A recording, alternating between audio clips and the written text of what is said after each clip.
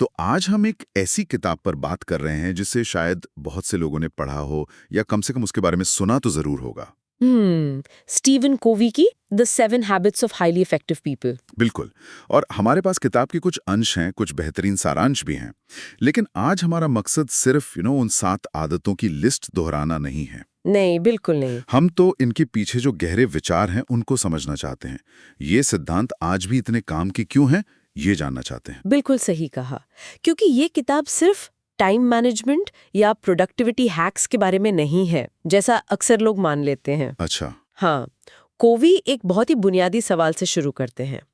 असल में प्रभावी होने का मतलब क्या है? और उनका जवाब थोड़ा चौंकाने वाला है। वो कहते हैं कि सच्ची प्रभावशीलता बाहर से नहीं बल्कि अंदर से शुरू होती है। ये तकनीकों का खेल नहीं है, ये चरित्र का निर्माण है। चरित्र का निर्माण। हाँ, उन्होंने इसे कैरेक्टर एथिक बनाम पर्सनालिटी एथिक का नाम दिया है। अच्छा, तो चलिए इससे ही सबसे पहले समझते हैं। कैरेक्टर एथिक और पर्सनालिटी एथिक, ये सुनने में तो भारी शब्द लग रहे हैं। मतलब बहुत सीधा है। पर्सनालिटी एथिक है सतही चीजों पर ध्यान देना। आप कैसे बात करते हैं, आपकी बॉडी लैंग्वेज, आपकी पॉजिटिव सोच, ये सब मतलब शॉर्टकट जैसे हैं। Quick fix. हाँ, क्विक फिक्स, जैसे किसी पुरानी बीमारी पर बैंडेड लगा देना। और कैरेक्टर एथिक जड़ पर काम करता है। ईमानदारी, साहस, न्याय, सत्यनिष्ठा जैसे बुनियादी सिद्धांतों पर। कोवी का तर्क है कि अगर अंदर चरित्र की नींव कमजोर है तो आप बाहर से कितने भी अच्छे दिखें, आप कभी भी स्थायी रूप से सफल नहीं हो सकते। ये तो बहुत गहरी बात है। इसका मतलब असली बदलाव के लिए हमें अपने देखने का नजरिया ही बदलना होगा। कोवी शायद इसे पैराडाइम कहते हैं, है ना? बिल्कुल। पैराडाइम यानी हमारा मानसिक नक्शा, वो चश्मा जिससे हम दुनिया को देखते हैं। और मजे की बात यह है कि हमें पता भी नहीं होता कि हमने कोई चश्मा पहना हुआ है। हाँ, हम तो बस मानते हैं कि दुनिया वैसी है जैसी हमें दिख रही है। एग्जैक्टली। कोवी एक बहुत ही पावरफुल कहानी बताते हैं। वो एक सुबह न्यूयॉर्क की मेट्रो में सफर कर रहे थे। एक आदमी अपने बच्चों के साथ डिब्बे में चढ़ा। बच्चे मतलब बेतहाशा चिल्ला रहे थे, भाग रहे थे, लोगों को परेशान कर रहे थे। और उनके पिता? वो बस आंखें बंद करके बैठे थे, कुछ नहीं कर रहे थे। मैं सोच सकता हूँ कि कोवी को कितना गुस्सा आया होगा। कोई भी चिढ़ जाएगा। बिल्कुल, कोवी को बहुत गुस्सा आया।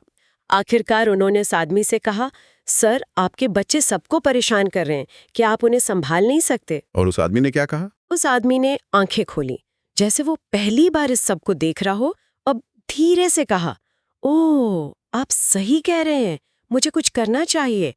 हम अभी अस्पताल से आ रहे हैं जहां 1 घंटे पहले इनकी माँ की मौत हुई है। मुझे समझ नहीं आ रहा कि क्या सोचूं, और शायद उन्हें भी समझ नहीं आ रहा कि इसका सामना कैसे करें।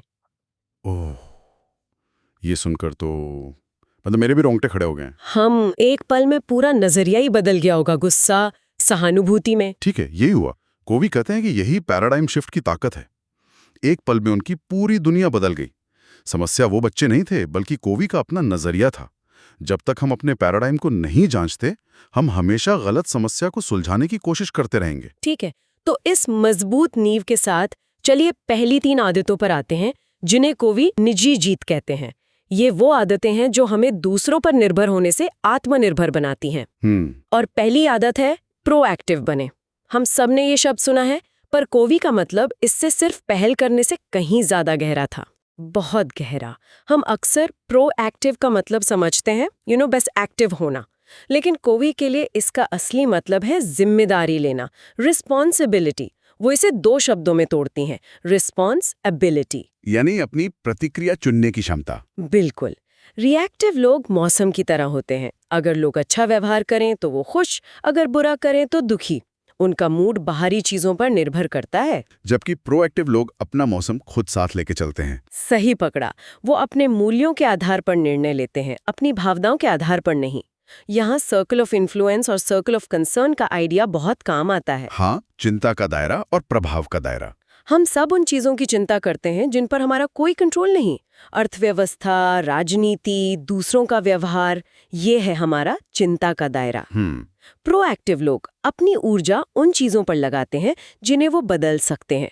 अपनी आदतें, अपनी प्रतिक्रियाएं, अपना कौशल, ये है उनका प्रभाव का दायरा। और मजे की बात यह है कि जब आप अपने प्रभाव के दायरे पर काम करते हैं तो वो धीरे धीरे बड़ा होने लगता है।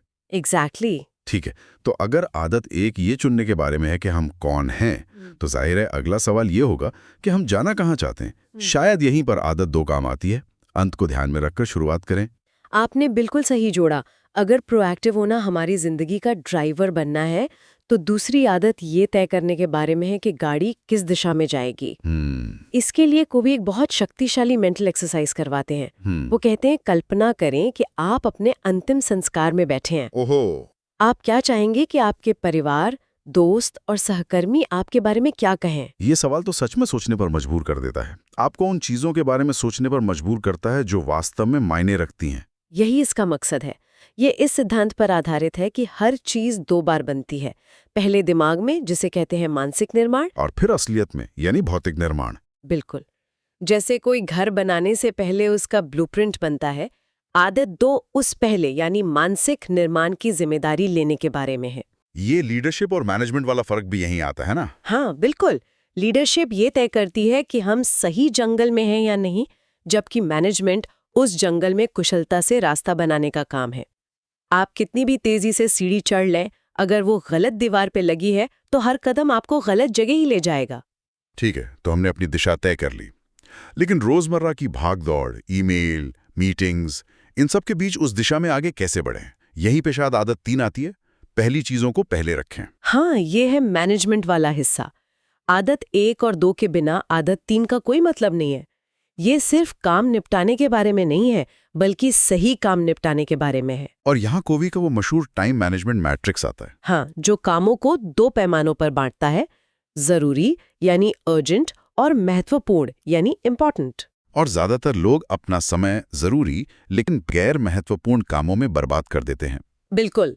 सबसे बड़ा जाल है क्वाड्रेंट आई यानी जरूरी और महत्वपूर्ण, जैसे कोई संकट या डेडलाइन, और क्वाड्रेंट 3 यानी जरूरी लेकिन गैर महत्वपूर्ण, जैसे कुछ ईमेल या मीटिंग्स। हम इन जरूरी चीजों में इतना उलझे रहते हैं कि हमें लगता है हम बहुत व्यस्त और प्रोडक्टिव हैं। कोवी इसे अर्जेंसी एडिक्शन कहते हैं। असली चैलेंज इसी एडिक्शन को तोड़ना है।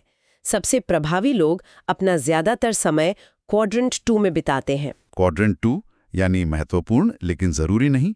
इसमें क्या आता है? इसमें आती हैं वो चीजें जो हमारी लंबी अवधि की सफलता के लिए जरूरी हैं।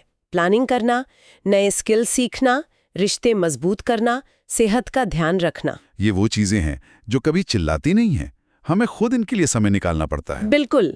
ये उस लकड़हारे की कहानी जैसा है जो अपनी आरी तेज करने के लिए समय नहीं निकालता क्योंकि वो पेड़ काटने में बहुत व्यस्त है। आदत 3 कहती है आरी तेज करने के लिए समय निकालें। तो ये हुई निजी जीत। एक बार जब किसी ने इन 3 आदतों में महारत हासिल कर ली तो वो आत्मनिर्भर बन जाता है। लेकिन कोवी यही नहीं रुकते। अगला पड़ाव है सार्वजनिक जीत। हाँ, जहां हम दूसरों के साथ प्रभावी ढंग से काम करना सीखते हैं। इसकी शुरुआत होती है आदत 4 से, विन विन सोचें। Win win. और ये एक बहुत बड़ा मानसिक बदलाव है।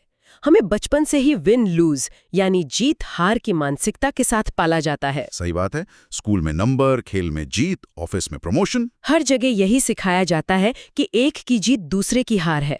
इसे स्केर्सिटी मेंटालिटी यानी कमी की मानसिकता कहते हैं।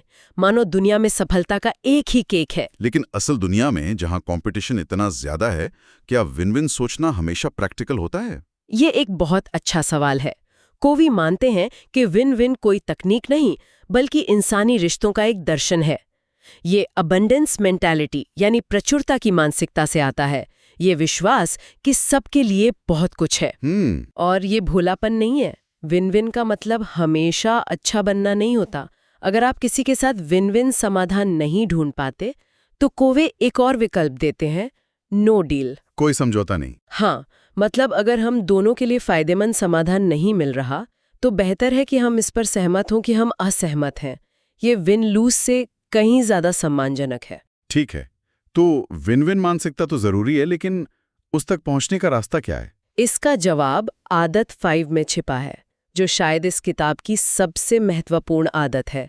पहले समझने की कोशिश करें, फिर समझे जाने की। ये तो हम सब गलती करते हैं। हम में से ज्यादातर लोग समझने के इरादे से नहीं, बल्कि जवाब देने के इरादे से सुनते हैं।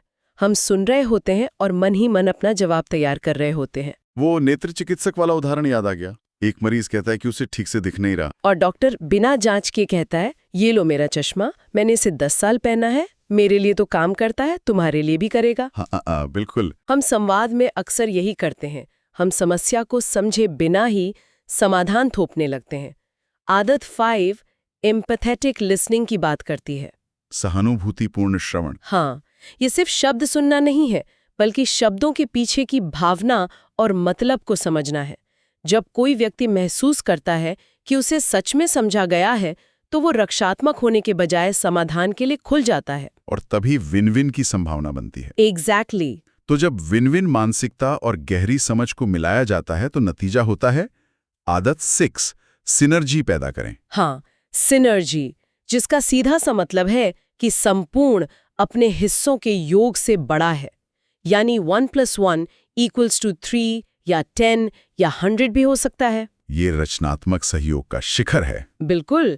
जब लोग एक दूसरे को सच में सम्मान देते हैं, मतभेदों को महत्व देते हैं और एक साझा लक्ष्य के लिए काम करते हैं, तो वो ऐसे समाधान निकाल सकते हैं जो किसी ने अकेले सोचे भी नहीं होंगे। तो इसका सार मतभेदों को खत्म करना नहीं, बल्कि उन्हें इस्तेमाल करना है। हाँ, उन्हें महत्व देना है, क्योंकि जब 2 लोग हर बात पर सहमत होते हैं तो उनमें से एक गैर जरूरी है।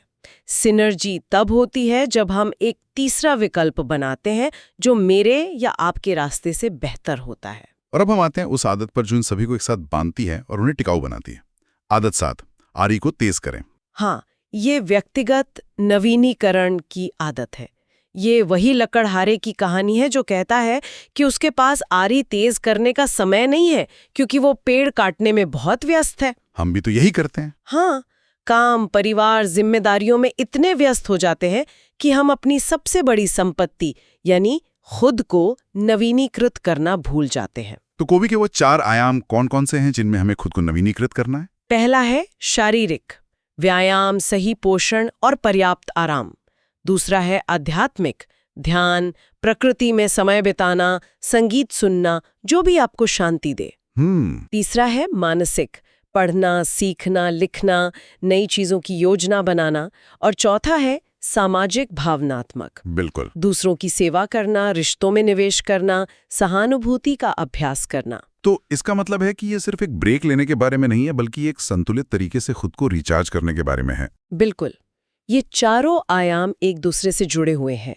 अगर आप शारीरिक रूप से थके हुए हैं तो आप मानसिक रूप से भी तेज नहीं हो सकते। सही है। आदत 7 एक ऊपर की ओर बढ़ने वाले चक्र का निर्माण करती है। आप जितना खुद को नवीनीकृत करते हैं उतनी ही बेहतर तरीके से आप बाकी 6 आदतों का अभ्यास कर पाते हैं। तो हमने अपना नजरिया बदलने से लेकर निजी जीत हासिल करने, फिर सार्वजनिक जीत बनाने और अंत में खुद को नवीनीकृत करने तक का सफर तय किया। ये सिर्फ आदतों की एक लिस्ट नहीं बल्कि जीवन जीने का एक पूरा दर्शन लगता है। इसका सबसे बड़ा सार यही है, ये कोई झटपट सुझावों की लिस्ट नहीं है, बल्कि एक एकीकृत ढांचा है जो अंदर से बाहर की ओर काम करता है। परिस्थितियों पर निर्भर होने से एक आत्मनिर्भर चरित्र बनने और फिर एक प्रभावी, परस्पर निर्भर योगदानकर्ता बनने का सफर है। सच्ची प्रभावशीलता अकेले हासिल नहीं की जा सकती, ये दूसरों के साथ मिलकर ही संभव है। आखिर में कोवी एक बहुत शक्तिशाली विचार देते हैं, एक ट्रांजिशन पर्सन बनने का। ये बहुत गहरा विचार है। ऐसा व्यक्ति जो पिछली पीढ़ियों से चली आ रही नकारात्मक स्क्रिप्टिंग जैसे गुस्सा या पूर्वाग्रह को अगली पीढ़ी तक जाने से रोकता है। हाँ, उस चेन को तोड़ना। तो एक विचार जिसके साथ हम श्रोताओं को छोड़ सकते हैं, कौन सी स्क्रिप्ट छोटी या बड़ी, सकारात्मक या नकारात्मक, किसी के जीवन से गुजर रही है और क्या यही वही है जिसे भविष्य में आगे बढ़ाया जाना चाहिए? शायद इन 7 आदतों का अभ्यास उस स्क्रिप्ट को फिर से लिखने की ताकत दे सकता है।